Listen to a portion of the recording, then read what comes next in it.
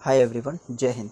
इस वीडियो में हम क्वेश्चन नंबर 7 के चौथे भाग में जो प्रश्न लिखा है उसका हल निकालेंगे। क्वेश्चन नंबर 7 के चौथे भाग में जो प्रश्न लिखा है वह इस प्रकार से है। इसमें लिखा है 2 अंकों की एक संख्या है। 2 अंकों की एक संख्या है। इन दोनों अंकों का योग 9 है। अंकों के स्थान पलटने से प्राप्त संख्या और प्रदत्त संख्या का अनुपात 3:8 है।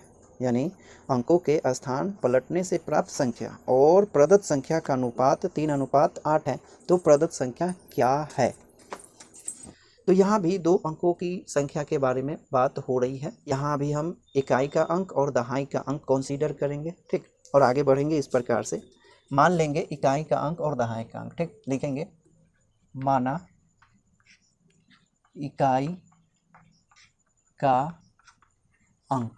इकाई का अंक क्या मान लें? एक्स की वाई मान लेते हैं ना। इकाई का अंक वाई मान लेते हैं और दहाई का अंक क्या मान लें? एक्स मान लें।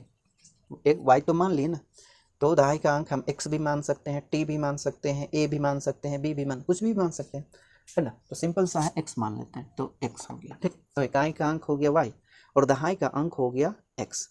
तो इन दोनों अंकों से जो संख्या बनेगी वो संख्या 2 अंकों की संख्या होगी। लिखेंगे यहाँ पर, अतः संख्या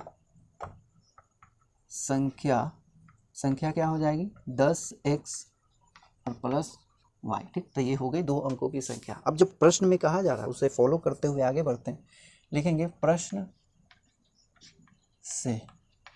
तो प्रश्न के पहले कथन में जो बात बताई जा रही है वो यह है कि अंकों का योग 9 है। यानी अंक कितना है? x और y, है ना। तो x और प्लस y, तो ये हो गया अंकों का योग। और यह अंकों का योग जो है वह 9 के बराबर है। तो हो गया बराबर में 9। तो ये हो गया पहला समीकरण पहले कथन से, ठीक।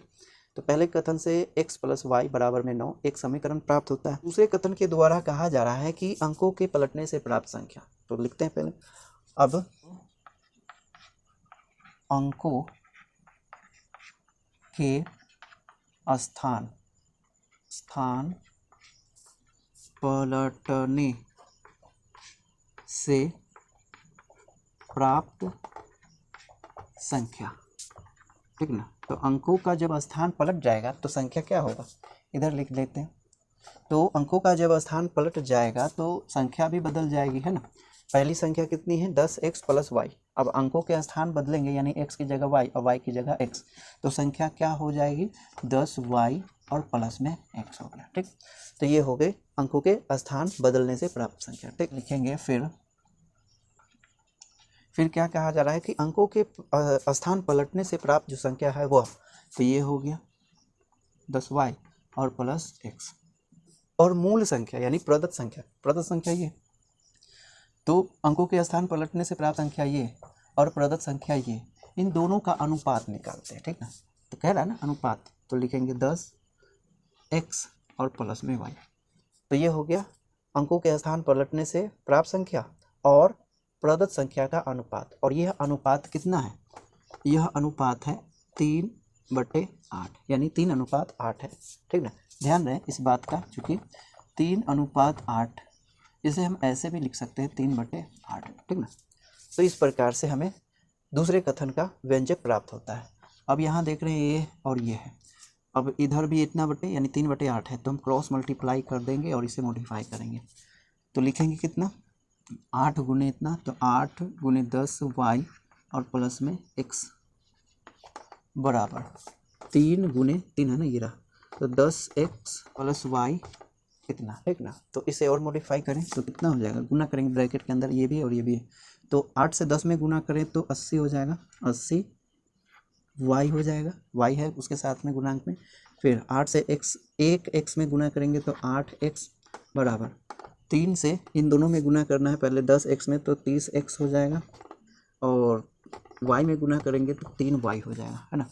अब इसे और मॉडिफाई करते हैं, यहाँ भी x और y है तो दोनों तरफ है, हम एक पक्ष में लाने की कोशिश करते हैं, है ना। तो जिधर x ज़्यादा है ना, देखो x किधर ज़्यादा है? इधर ज़्यादा है। तो जिधर x ज़्यादा है उधर हम सभी को ले जाएंगे। तो x इधर 30 है इस पक्ष में, तो और प्लस में 3y है, तो इसे भी हम ले आएंगे इस पक्ष में, तो 80y हो जाएगा। और इस x को भी ले आएंगे इसी के पक्ष में, तो ये हो जाएगा 8x बराबर में एक पक्ष में क्या रह जाएगा, क्योंकि एक पक्ष तो खाली हो गया ना, तो 0 हो जाएगा। फिर यहाँ 80 नहीं है, 30x में से 8x को घटा दो, क्योंकि ये प्लस है ये माइनस है, तो 22x हो जाएगा। माइनस यहाँ पर -80 है, -80y है, और यहाँ 3y है, तो ये ज़्यादा है, माइनस ज़्यादा है, तो माइनस बचेगा ना, तो 77 कितना होगा, 77y हो जाएगा। और बराबर में कितना है, 0 है। ठीक, तो यहाँ हम देख रहे हैं यहाँ भी 11 का गुणांक है और यहाँ भी 11 का गुणांक है, तो दोनों पक्ष में हम 11 से डिवाइड करेंगे। 11, इधर भी 11 और इधर भी 11, यानी जब हम डिवाइड करते हैं तो प्रत्येक टर्म को डिवाइड करते हैं। ठीक, दोनों पक्ष में प्रत्येक टर्म को डिवाइड करते हैं, प्रत्येक पद को डिवाइड करना पड़ता है। तो 11 एकम 11, 11 दूना ये 22 हो जाएगा, 11 एकम 11 और 11 सत्ते 77 हो जाएगा, और ये तो 0 है, तो स्पेस यहाँ है, यहाँ लिख लेते हैं। ठीक ना, यहाँ पर तो क्या रिजल्ट में क्या आया, तो यहाँ 2 बच गया, 2 और गुने में x, तो x माइनस है तो माइनस 7y बच गया, तो 7y बराबर में कितना, 0। ठीक, इसे और मॉडिफाई करते हैं, तो एक चर को हम दूसरे चर के पदों में लिख लेते हैं। ठीक ना, तो इस -7y को उस पक्ष में ले जाते हैं। ठीक, तो ले लेंगे, कितना हो जाएगा x, और इधर क्या करेंगे बराबर, और इसे उस पक्ष में, तो +7y हो जाएगा। ठीक, अब हमें एक तरफ सिर्फ x चाहिए, x को हम y के पद में लिखना चाहते हैं, तो एक तरफ सिर्फ x रखना है। ठीक ना, और यहाँ जो x के साथ 2 गुना में है ना, इसे हटाने के लिए हमें क्या करना होगा, इस पक्ष में भाग करेंगे। तो जब हम भाग करेंगे तो दोनों पक्ष में करना होगा, तो इस पक्ष में भी 2 से भाग करेंगे, तो ये 2 एकम 2 कट जाएगा, क्या बचेगा, इधर x बचेगा, इधर 7/2 और गुने में y बच जाएगा। ठीक, तो इसे हम कह लेंगे क्या चीज़, समीकरण 2 कह लेंगे। ठीक, तो ये x बराबर 7/2y हो गया, यानी x जो है y के पदों में लिखा गया है। ठीक, तो इस प्रकार से पहला समीकरण ये है, दूसरा समीकरण ये है, आप इतना नोट करो पहले। तो दोनों समीकरण को इस प्रकार से लिखेंगे, अब इसे सॉल्व करना है, सॉल्व करके x और y का वैल्यू निकालना है। तो यहाँ हम देख रहे हैं कि x को हमने y के पदों में लिख दिया है।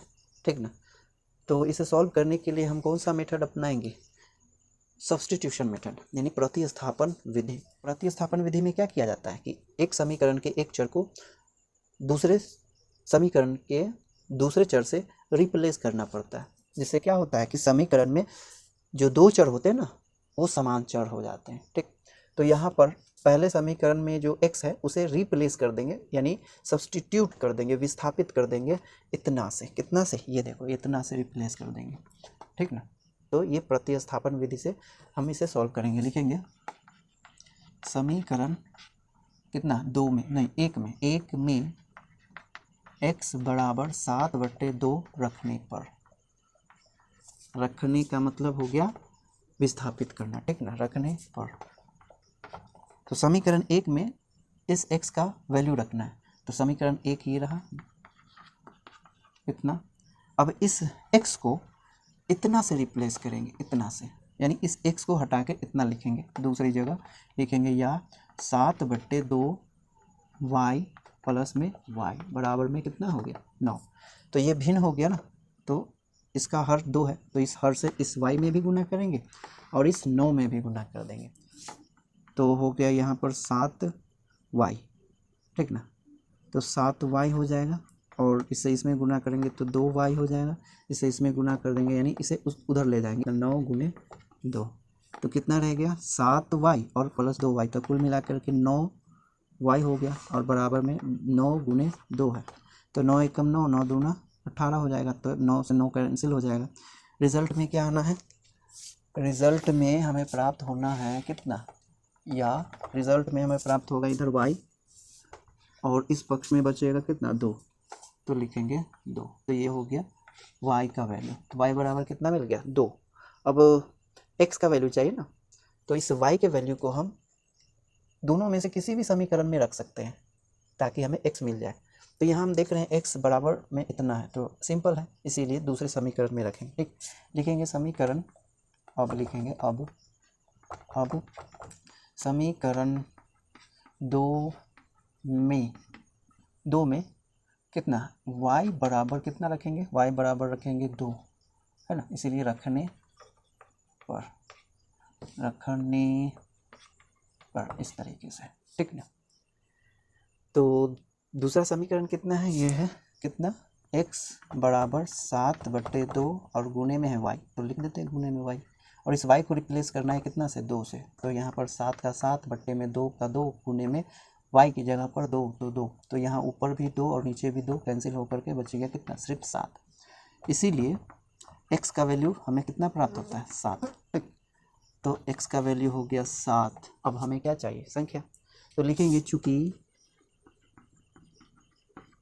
संख्या को हमने क्या माना है, संख्या हमने माना है 10x प्लस में y, यही ना, यही तो संख्या हमें चाहिए, वो संख्या नहीं, स्थान बदलने से जो संख्या है उस संख्या को नहीं चाहिए, ठीक ना।